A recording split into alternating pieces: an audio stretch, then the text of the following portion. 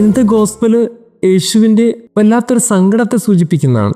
കാര്യം യേശു നോക്കുമ്പോൾ ശിഷ്യന്മാരുമായിട്ട് വലിയൊരു ജനക്കൂട്ടം തർക്കുകയാണ്. ഒരു 12 പേര് ഇങ്ങനെ നിൽക്കുമ്പോൾ ഈ 12 പേരോട്ട് വലിയൊരു ജനക്കൂട്ടം തർക്കിച്ചിരിക്കുന്നു. യേശുവിന് പെട്ടെന്ന് മനസ്സിലായി എന്തോ പന്തികരാണ്.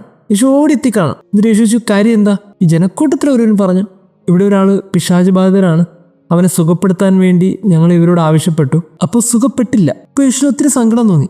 2000 വർഷങ്ങൾക്ക് ശേഷം ഈ ഗോസ്പല് ഒരു മുറിക്കകത്തിരുന്ന് ഞാൻ പറയുമ്പോൾ നിങ്ങളത് കേൾക്കുമ്പോൾ ഈ വാക്യം നമ്മൾ ഓരോരുത്തരെ നോക്കി പറയുന്നതല്ലേ?